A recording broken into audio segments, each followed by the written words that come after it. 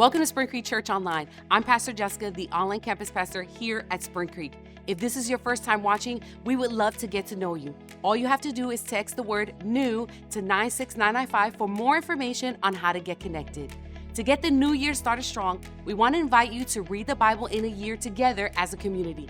Did you know that reading the Bible at least 4 times a week reduces the feelings of loneliness, bitterness, and anger? But more than that, there are so many more benefits of reading the Bible and growing in a deeper relationship with God than I can mention here. To join us and receive more information about the Bible in a year, just text the word Bible to 96995. And don't forget, if you enjoyed today's message, make sure that you like, comment, or text share to 96995 to get a link to today's message to share with your friends. Let's get to the message.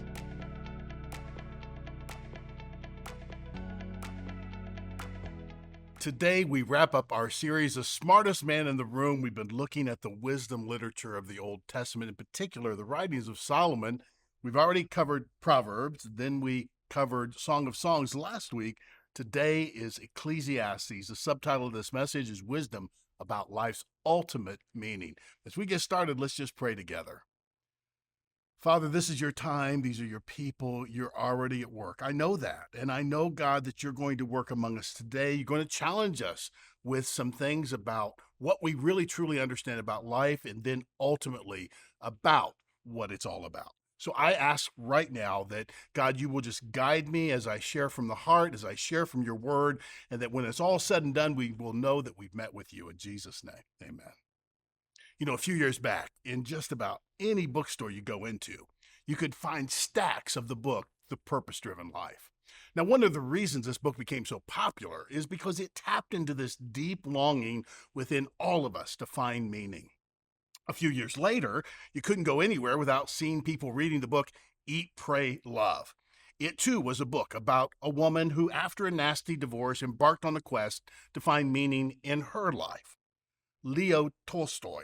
He wrote The War and Peace, that's that book. And what the Encyclopedia Britannica described it as one of the 2 or 3 greatest novels in world literature. But you may not also know that he wrote a book in 1879 called A Confession, which tells the story of his search for meaning and purpose in life. You see, as a child, Tolstoy rejected Christianity and left his university in search of pleasure. In Moscow and Petersburg, he drank heavily, he lived promiscuously, he gambled frequently. His ambition was to become someone wealthy and famous, but nothing satisfied him. Then in 1862, he married his loving wife. He had 13 children. He was surrounded by what appeared to be complete happiness. Yet one question haunted him to the verge of suicide, and it's this: is there any meaning in my life which will not be annihilated by the inevitability of death which awaits me? That crisis triggered Tolstoy's conversion. He'd searched for the answer in every field, including science and philosophy. And as he searched, he saw that people weren't really facing the real questions of life, like, where did I come from? Where am I going? And what is life really all about? Eventually, he found that the peasant people of Russia, they'd been able to answer this question through their faith in Jesus Christ. That's when Tolstoy finally realized that only in Jesus Christ do we find the answer. So get this. More than 3,000 years ago, the wealthiest man in the world went on a journey like Tolstoy's, like Rick Warren's, like Elizabeth Gilbert's. He wanted to know, what's it all about? What's the point? He was an intelligent man, highly respected, greatly admired. He had virtually unlimited influence and wealth, a leader of leaders, and his name was Solomon. In the book of Ecclesiastes, Solomon asked the question, how can anyone discover the meaning of life? You know, at some point, every one of us is going to have to answer this question. Why am I here? And what's it all about? Ecclesiastes is a deliberate attempt to explore all the options to see if any of them provide the answers that we're looking for. Solomon is actually doing us a huge favor. He's conducting an experiment, so we don't have to repeat it. We don't have to do it. But before we get into all of that, let's step back and let's get the bigger picture of Ecclesiastes. I call this first point, coming up empty. Here's how Ecclesiastes begins. The words of the teacher, son of David, king in Jerusalem, meaningless, meaningless, says the teacher. Utter meaningless. Everything is meaningless. So the first question we need to ask and answer is, who is this teacher? Who is the teacher? So we learn from this verse that the teacher, son of David, is king in Jerusalem. Although there's been some debate, most Bible commentators agree that the writer of this book is King Solomon. The word for teacher in the original Hebrew is kohelet. Some Bibles even translate it preacher, but both teacher and preacher really miss the mark in terms of translation. The term kohelet really means the one who gathers, assembles, or collects things, because that's what the author of this book has done. He's gone on a quest. He searched the world over. He's gathered up and examined and collected all the many ways that people try to find meaning in life. So kohelet, I think maybe a more accurate translation for this word would be the searcher or the seeker, because the writer's not really preaching as much as he is sharing all the things that he's learned along the way, which leads us to this question: where has his search led him? Now, if you want to know what he discovered, he tells us right up front. In the verse we read just a moment ago, he said, meaningless, meaningless. Other translations say vanity of vanities, because that's what he found. In other words, his search has led him to a lot of emptiness, futility, and dead ends. He went in search of life's ultimate meaning, and he came up empty-handed. He went to life asking the question why and came away with a handful of nothingness. So he concluded that there's nothing more empty than life itself. But let's take this a little further. The Hebrew word translated meaningless or vanity is the word havel, which doesn't have an exact equivalent in English. Havel literally means vapor, a breath, or wind in Hebrew. Think of it as a mere puff of air or the vapor off a cup of coffee or even a passing sigh. That's havel. But the way it's used is to refer to something insubstantial that you really can't hold on to, something you can't figure out. Figuratively speaking, havel refers to something that's empty of genuine gain, or something that's fleeting, or something that doesn't last, or something you can't get your mind wrapped around. Idols and false gods in the Old Testament are often referred to as havel. In fact, outside of the book of Ecclesiastes, nearly half of the occurrences of this word in the Old Testament are references to idols, because they have no real substance to them. They can't accomplish anything for you. Another example of havel is what we read in Proverbs 31:30, which says, charm is deceitful and beauty is vain. Beauty is havel.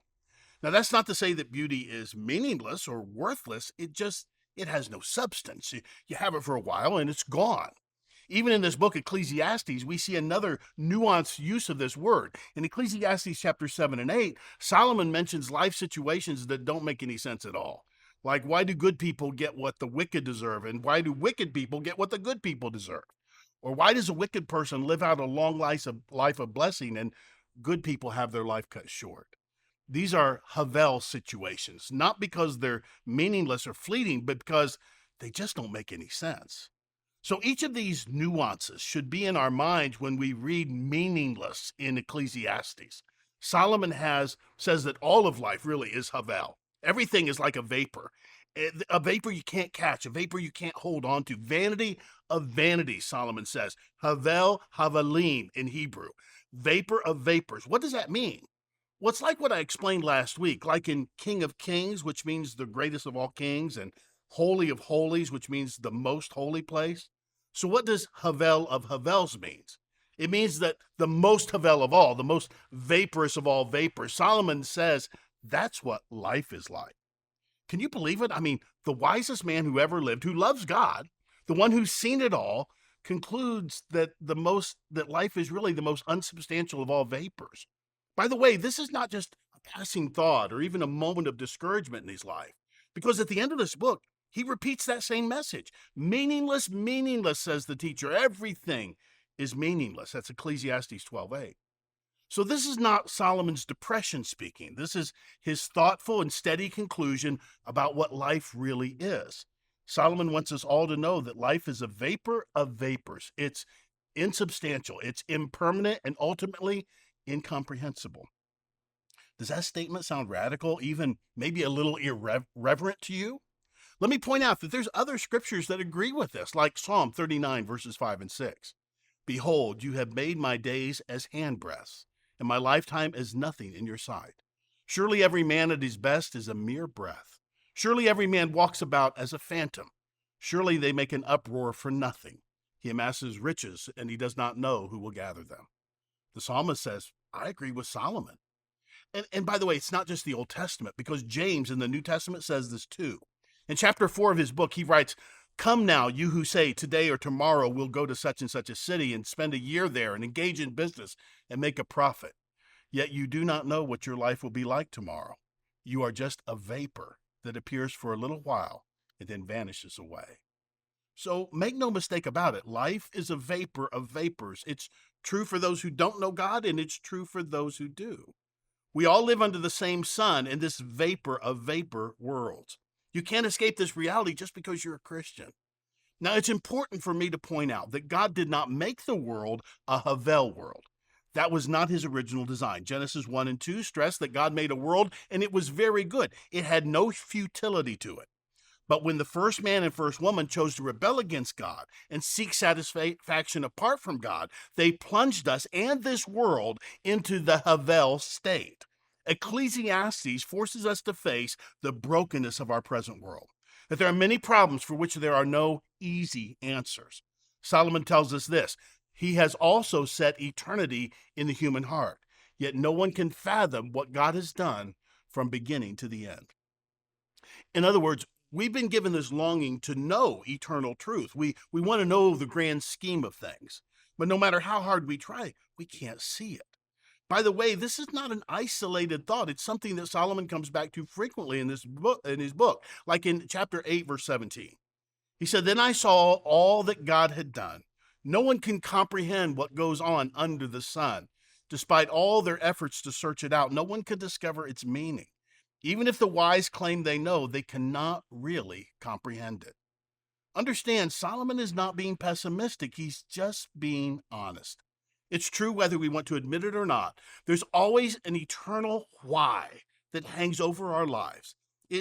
We meet it at every turn, don't we? I mean, our hopes get shattered and we ask, why? I don't understand. How can this be a part of the plan? Our child gets badly injured in an accident. Our spouse gets cancer. A tornado destroys our home. Why? I don't understand. How can this be a part of the plan? A good person suffers and a scoundrel lies and cheats and comes out on top. Why? What's the sense in all of that? You and I, we're always looking for reasons. Why is the question that drives us. Everybody believes that there must be a reason.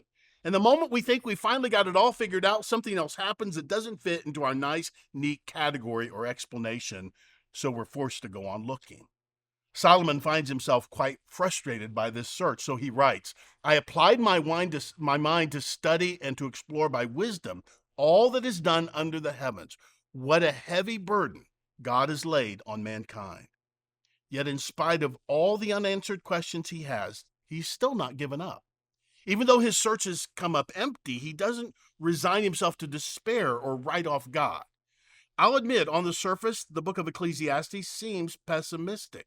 Solomon says, everything is meaningless. He says that 5 times. He says this too is meaningless. He says that 12 times in this book. A similar thought is expressed in this phrase, how everything is just a chasing after wind. Solomon tells us that 9 times. But even though this book seems to paint a pretty dark picture of life, Solomon also has some amazing things to say about life itself. He says, life is a gift from God. He tells us that life is to be enjoyed. And not just that injustices will be corrected and that God is in control.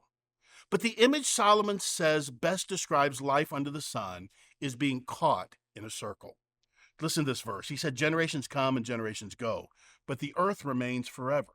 The sun rises and the sun sets and hurries back to where it rises. The wind blows to the south and turns to the north. Round and round it goes, ever returning on its course. All streams flow into the sea, yet the sea is never full. To the place where the streams come from, where they return again. What Solomon is talking about in these verses is the endless cycles of life. He says generations, they come and go. In other words, humanity is transient, but nature seems to be permanent. The human race passes on. It lives out its term and then it's gone, but the natural world remains. And Solomon is saying there's just something wrong with this. It's backwards. Humankind, we ought to be permanent, and nature ought to be transient. There's something within us all that feels this very deeply. We feel violated. Just about the time we begin to learn the really important lessons of life, it's all over. and the next generation starts again from scratch. I'm 62 years old, and I think I'm just now beginning to figure out and get some real traction in life. Certain things that have been a mystery to me are not really all that a mystery anymore. But by the way, the Bible admits there is something wrong with this picture. Human beings were made to last forever. Nature ought to be changing, but it is the other way around. This is the protest we feel in our spirit. Something is wrong, that all of this can suddenly be taken away from us, while the meaningless cycle of nature goes on and on. So Solomon looks at three things. First, he says there's the sun. The sun rises, then it sets. Over and over again, day after day. Nature follows a circular pattern. Second, the winds blowing from the south and from the north. Over and over again, the winds travel around the world in a circular motion. And third, water is also in a circular cycle. The rivers pour into the sea. The sea is not full because evaporation takes place. Clouds pour out the rain. The rivers run again. Over and over again, nature is caught in a circular pattern. The question for us is this: if all things are circular and everything comes back to where it began, if the cycle remains unbroken, then why does our life even matter? Why does history seem to repeat itself in these patterns? Why is it the more things change, the more they stay the same? Why, when we want to express our frustration, do we say things like, I feel like I've been running around in circles all day? Or we say we're spinning our wheels, or life is like a treadmill. This is exactly what Solomon is talking about. It's the fights you have with your kid a dozen times when you tell them to clean their rooms, and they say, why do I have to clean my room? It's only going to get dirty again. Life seems like a never-ending circle. If that's all there is to life, then what's the point? Ecclesiastes surprises people, partly because it says things you don't expect to hear in the Bible, which also leads us to this: so much happens in life that we simply don't understand. Even though Solomon had everything that life could get, he had fame, he had family, fortune, wisdom, women, wealth, he was still despondent. He wrote, I hated life, and he also wrote, my heart began to despair. To really understand the book of Ecclesiastes, there's this phrase you need to understand. It's under the sun. It occurs some 28 times in the book. Life under the sun is life lived from a purely horizontal perspective, a life with no view of the next life, a life without God.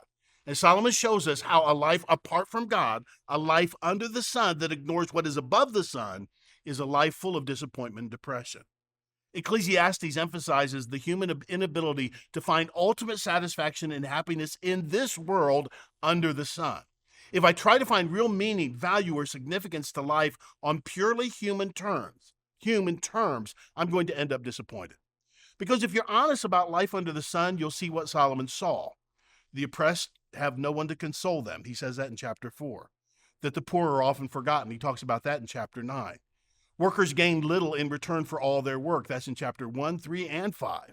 The righteous are treated like the wicked. That's chapter 8. Fools are put in leadership positions. That's chapter 10. Hard times can come on us unexpectedly. That's chapter 9. And we can't know which investments will pay off and which ones won't. That's chapter 11. So much of what happens in our life, we simply don't understand. And Solomon wants us to face the fact that life has mysteries, that we're never going to figure everything out. Our days are filled with frustrations, and life seems like a riddle.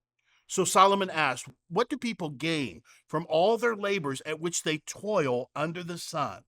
Now, that word gain means that which is left over. In other words, after a man has sucked dry all the immediate delight and joy and pleasure out of something, what's left over? What endures? What will remain that can feed the hunger for satisfaction? That's the real question. It's really the question we've always been asking. Is there anything that lasts?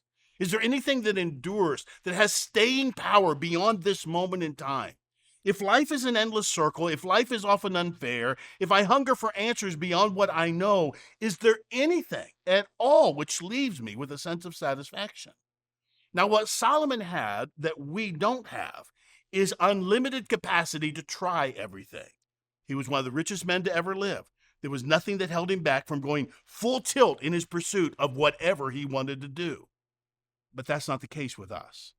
When we're not satisfied, we have the excuse kind of built in that we hold in the back of our mind, if only I had a little more. If only I made more money. If only I had the perfect partner. If only I could get that promotion. If only I could achieve this or do that, then that would be it. Then I'd finally be happy. Then I could finally quit this rat race, jump off this treadmill. I'd finally and fully be satisfied. You see, we have an explanation for the gap between our expectations and our achievement. We're just not there yet. But I can see it. All I have to do is make a little more money, then I'll be happy. But you see, the problem we have that keeps us chasing after the wind is not a problem that Solomon had. Solomon didn't have the gap. He had everything he could ever want. Solomon had it all, and he still felt empty. And in the 3,000 years since this book was written, that truth is unchanged. I want you to listen to these gut-level confessions from some celebrities you probably know. Russell Brand said, "I've been on the other side of the looking glass. It's worthless. It doesn't feed your soul. I still feel empty inside." Or how about this from Cameron Diaz? "If you're looking for fame to define you, then you'll never be happy. You will always be searching for happiness. You will never find it in fame." This is from Jim Carrey. "I think everybody should get rich and famous and do everything they've ever dreamed of so they can see that it's not the answer." Halle Berry sounds just like Solomon. "Beauty, let me tell you something. Being thought of as a beautiful woman has spared me nothing in life. No heartache, no trouble. Love has been difficult. Beauty is essentially meaningless, and it's always transitory. I can't believe what people do to themselves to make themselves look beautiful. They still have that hole in their soul." Brad Pitt is no stranger to this phenomenon either. He said, "The emphasis now is on success and personal gain. I'm sitting on it, and I'm telling you, that's not it. I'm the guy who's got everything. I know, but I'm telling you, once you've got everything, then you're just left with yourself." Or how about this from the musician Eric Clapton? "I was a millionaire. I had beautiful women in my life. I had cars, houses, and on a daily basis, I wanted to commit suicide."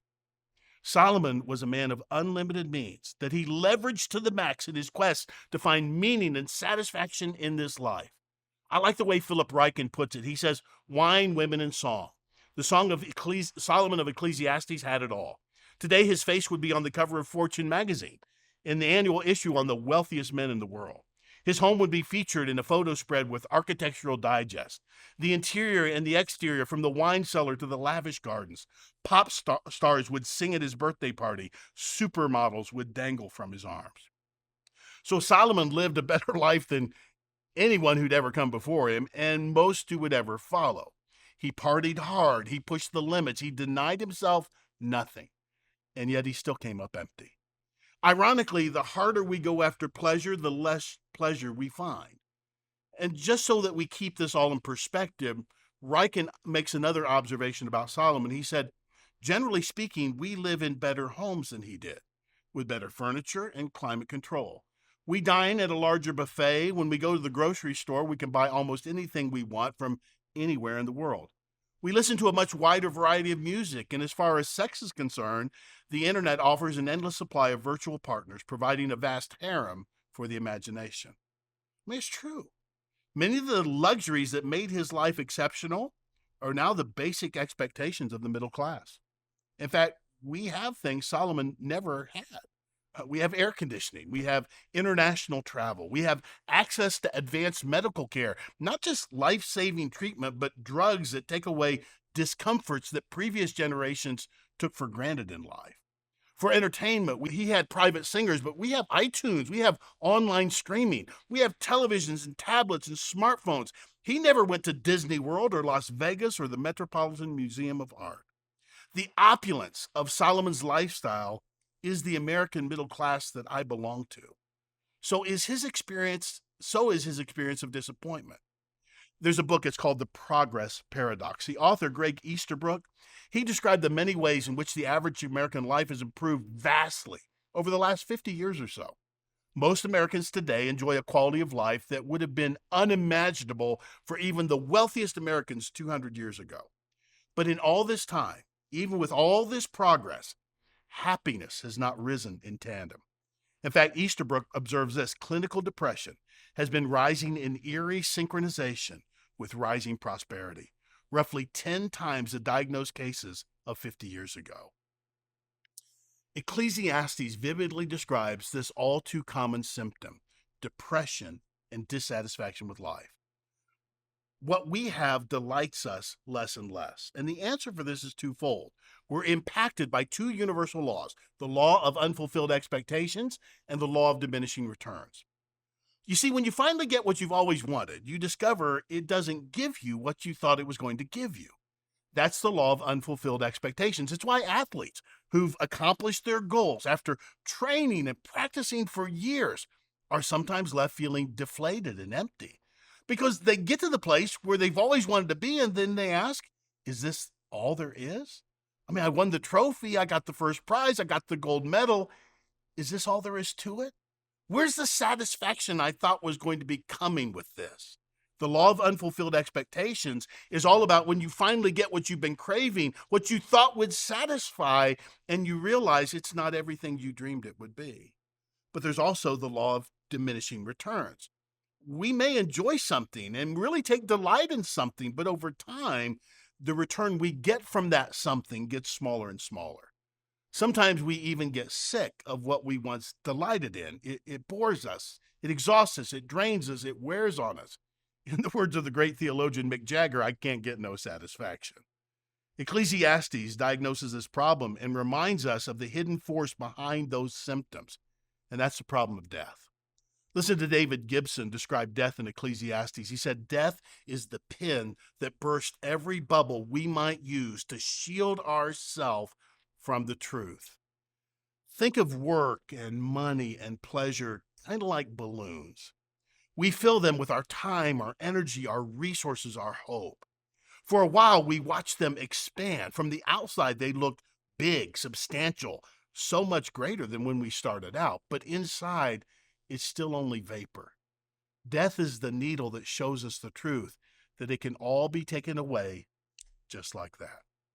Without the perspective of Ecclesiastes, people might assume that they're dissatisfied because they haven't yet arrived. They still believe the key to their happiness lies in reaching those goals that they set for themselves, whatever those might be. So they'll medicate their symptoms by doubling down on work or on their buying or on their pleasure seeking. In other words, they'll keep blowing and blowing more air into the balloon. But the problem isn't what we haven't achieved. It isn't that we haven't arrived. The problem is where we're going. The problem is thinking that what fills those balloons is everything. What Solomon is telling us in chapter after chapter is don't waste your life in pursuit of what doesn't satisfy. And all that leads to this final thing, the hunger for the eternal and its satisfaction. So Solomon goes on this search to find ultimate meaning and satisfaction under the sun, and he comes up empty. His conclusion is life itself does not provide us with the key. So let's return to the verse that I read to you earlier in the message. God has also set eternity in the human heart, yet no one can fathom what God has done from beginning to end. You see, even after his frustrating search, Solomon insists that the universe does make sense, that there is a plan and a purpose, and you and I have a part to play in that plan. But in the moment, we are often clueless as to what is happening and how it all fits into the bigger picture. Let's face it, there's just countless things in our life that make us scratch our head and ask the question, why? There are times when the only thing I can do is just keep putting one foot in front of the other because I just want to get through some awfulness. The Christ followers know that bad stuff happened, just like Solomon said. The poor are forgotten, good people are done wrong, and bad people have good stuff happen to them and investments tank. But we also know that God is working redemptively in our life, even with the bad stuff. You know, Paul reminds us of this in Romans. We know that in all things God works for the good of those who love him, who have been called according to his purpose. This verse doesn't say that all things are good or even that all things are from God, but it says that God will take all things and work them toward our good. Even Christians can't comprehend every nuance of that plan. Christians can't explain everything that comes into our life, who's it from, what purpose it serves. Even though Ecclesiastes sounds like a Debbie Downer, honestly, it's not meant to leave us in despondency or despair. It's true, life at times seems like a jigsaw puzzle with pieces that are missing. But Solomon goes beyond that. He gave us a realistic view of life, a view that admits problems and shortcomings, that recognizes inequities and uncertainties. But even in this broken world, there are a couple of things we can still count on, And I don't know if you're aware of this or not, but even Martin Luther, the great Protestant reformer, he actually considered Ecclesiastes to be a thoroughly optimistic book. In fact, he considered it one of the most optimistic in all the Bible because he said it clears away all the false paths so that we might be tempted to take in order to make really clear this is the error, but this is the way to find the truth. So, what are two things that Solomon tells us that I have to learn and able to enjoy life? Well, one thing is to learn to enjoy life as it comes. Look at this verse. So I commend the enjoyment of life, because nothing is better for a man under the sun than to eat and drink and be glad. Then joy will accompany him in his work all the days of his life that God has given him under the sun. And he says that several times in Ecclesiastes. This is so important. It's repeated 6 times. The point is, yes, there are questions and inequities, but are you going to allow them to keep you from enjoying what you have? Ray Stedman, the famous pastor, put it best. He said, "Isn't it strange that the more you run after life, panting after every pleasure, the less you find? But the more you take life as a gift from God's hand, responding in thankful gratitude for the delight of this moment, the more that seems to come to you." Solomon said, it's okay to be happy. A lot of people misunderstand the book of Ecclesiastes. They think it's a depressing sermon on the problem with pleasures, warning people to avoid anything in your life that might make you feel good. For example, Catholics urged Pope Clement VII to ban coffee. They called it the devil's beverage. After tasting coffee for the very first time, the Pope said, "Coffee is so delicious that it would be a sin to let only non-believers drink it." There's nothing wrong with pleasure. It's just a terrible goal to live for. Instead, we're to think of pleasures as bonuses or consolations that we learn to accept with gratitude. The things talked about in Ecclesiastes are not inherently bad. They're just passing away. And because of that, they can never provide a permanent basis for happiness or contentment or fulfillment. They're not bad things. They're just not a good foundation for life. Derek Kidner said it best when he said, what spoils the pleasures of life for us is our hunger to get out of them more than they can give. Solomon encourages people to find pleasure in the blessings of life, which we know are from God. But they do not, and they cannot ultimately satisfy. How many of us are missing out on today with the joys we actually do have in this moment, this present moment, the happiness we find there in the people who surround us?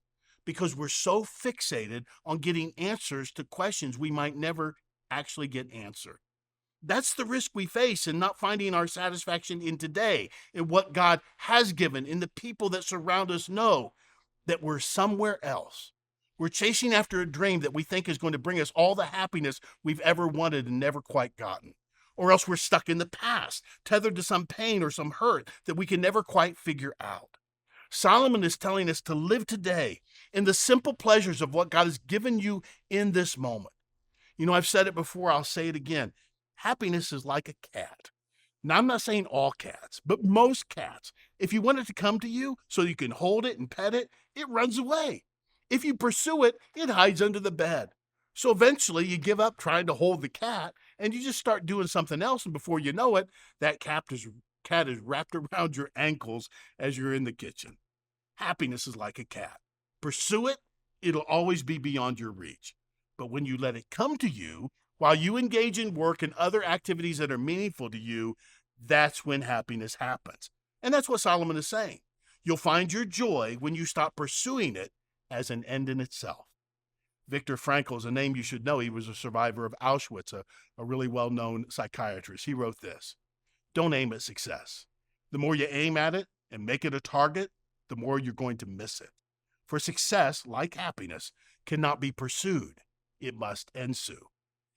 And it only does so as the unintended side effect of one's personal dedication to a cause greater than oneself, or as a byproduct of one's surrender to a person other than oneself. Happiness must happen. You have to let it happen by not caring about it. So that's one thing. I mean, the key to a life well lived is enjoy today, savor the moment. Thank God for all the gifts that come your way and that are in your life right now. But never make them your aim. Don't make them your goal. Then Solomon has one more suggestion for us, and it's this. That's the whole story. Here now is my final conclusion. Fear God and obey his commands. for this is everyone's duty. To fear God, like we learned in the message on Proverbs, is to stand in awe of him, to depend fully on him and not ourselves. We understand that God is God and we're not. The key to life is not found in life. The key to life is found in God. It's learning to center your life on him. This is something we learned about, like I say, in the first book that Solomon wrote as a young man, the book of Proverbs. The fear of God is not about being terrified of God, but in its purest forms can best be described as worship. It's to see him and know him as he actually is. There's so much in life that we can't control or comprehend. Left to ourselves, life becomes empty and frustrating. So Solomon tells us to find God in our daily life, that there is a divine plan, but often the individual steps in the plan are a mystery to me. And because I know there is a God in heaven who knows me and loves me, I can accept that whatever I'm going through, even in the midst of all the questions and doubt, I know that he is at work. True confession here. Since open heart surgery 5 years ago, depression has been a much more common experience in my life. No one knows exactly why it happened. Some believe it may be the result of stopping the heart itself while the bypass is performed. I don't know. I'll likely never know why. But depression is far more common after open heart surgery in many cases. But all that to say, and some of you can relate to this, I struggle now more with discouragement and despondency. It's easier for me to feel overwhelmed. Now, it used to be if situations challenged me or pushed against me, I would only rise. If someone told me I couldn't do something, I'd show them a dozen ways I could and I would. That's how I was wired up. That was my default. That was me, but it isn't me anymore, and that's okay. I don't long to go back to being that way. I don't like feeling vulnerable the way I do right now, but feeling vulnerable only presses me deeper into Christ. Let me tell you something from the heart. I get Ecclesiastes. I get how vaporous life can be. I know what it's like to face situations on a regular basis for which there are no easy answers. But I also know who holds and cradles my life. I know who never gives up on me. I know who's there for me no matter what the question, how deep the darkness, or how discouraged I might feel. The one I've served for over 50 years now, he's never let me down. Maybe you're going through an Ecclesiastes moment right now. Maybe you've been facing some real losses and setbacks and nagging questions for which there are no easy answers. Sadly, that's the nature of the world we live in. Most people are not going to be spared these kind of things in life. But once I accept that this is just the way life is, then I'm forced to ask the question, how will I live my life in light of that? Solomon reminds us to live life in the moment we're in right now. Then in the midst of all the problems and difficulties, don't forget the good things that surround you in this moment. Friends and family and small comforts, the kindness of strangers, and things that come into our life on a regular basis, but we sometimes fail to notice because we're so fixated on our problems. Then Solomon reminds us to keep God in his proper place. Know that he's with you. He cares for you. He holds you in his hands, and he works to take even the worst things that happen to you and use them for your good and your growth. In response to life's pain and life's challenges, he doesn't give us answers. He gives us himself. And if you put your trust in him, you'll find that he's enough. Let's pray. Father, I just want to thank you for this ancient wisdom in this book. So many people, especially people who are hurting, who've been through hurts, who've been through abuse, who've been through pain, who know what it's like, God, to face profound losses in life that left them reeling and with questions that remain unanswered to this day. This book has a lot to say to us about what life is like, about how difficult it can be, about how easy it is in the midst of life, and our disappointment even gets compounded because we think that life is all about what happens under the sun. And so we expend so much energy, so much time, so many of our resources blowing vapor into balloons, only to find that those balloons can be punctured in a second and we can lose everything in a moment's time. And when that happens, God, we're just left and we're reeling because at that point we realize we've been living for all the wrong things. That God, we've gotten our eyes off of what this life is really meant to be.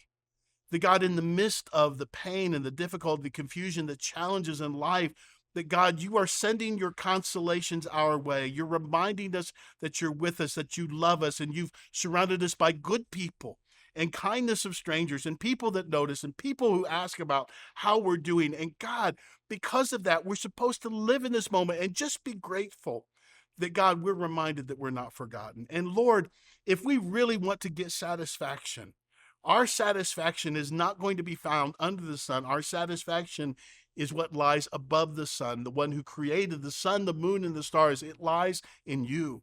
And so, God, help us to center our life and our thoughts around you, to know, God, that this life, which is a vapor of vapors, is soon passing, but life with you is never ending. That, God, this is a moment in time. It's a period in a long sentence, God, that will last for all eternity. Our lives will go on beyond this place.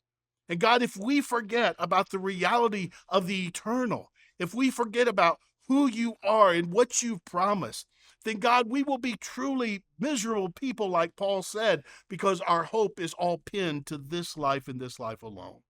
So God, free us from this perspective. Thank you, God, that Solomon, in taking this search, and he was denied no pleasure, nothing that his heart desired. God, it was all available to him, and he found out it was vacuous, that it was empty, that life is a vapor of vapors, that if we want to find meaning, we have to find meaning in you. So God, if there's anyone here that's listening to me right now who took the time today to hear and tune into this message that doesn't know you in a personal relationship, help them with what trust and what faith they have in this moment to simply say, God, I don't understand it all, and there are many questions I have. But Lord, I know the answers are not found in this world, in this life. And God, if I can't find answers here, then maybe the answers lie beyond this place. Maybe it is, God, that I was made for something beside this world, that I was made for you, and that my heart will continue to be restless until it finds its home in you. So God, as best I know how, with what faith I have, I give my life to you. I'm asking you to do in, through, and for me what I can't do for myself. I'm, God, turning my life in your direction. And I want to follow you down this path. And I'm doing that not because I have the answers, but because I don't have them. I'm doing this because I believe, God, that there's hope in you. I believe, God, that you're reminding me that you've already surrounded my life with a lot of good things that I've been taking for granted. Help me, God, to express appreciation, to enjoy this moment that I have, because these are all good things from your hand. I thank you, God, for what you're teaching us all. I thank you, God, for where you're leading us. Help us, God, to stay in lockstep with the Spirit and follow you into that future that you have for each and every one of us. In Jesus' name, amen. God bless you. Thanks so much for being with us today. I hope you'll join us again next week and every week. Please know, at any time you miss a message or you just want to check some of the subjects, go to our YouTube channel. You can search the YouTube channel itself. You can look for a ton of different topics that we've covered over the past several years, and you can hear a message of hope and a message that God can use to really heal your life. So God bless you. I hope you have a great week.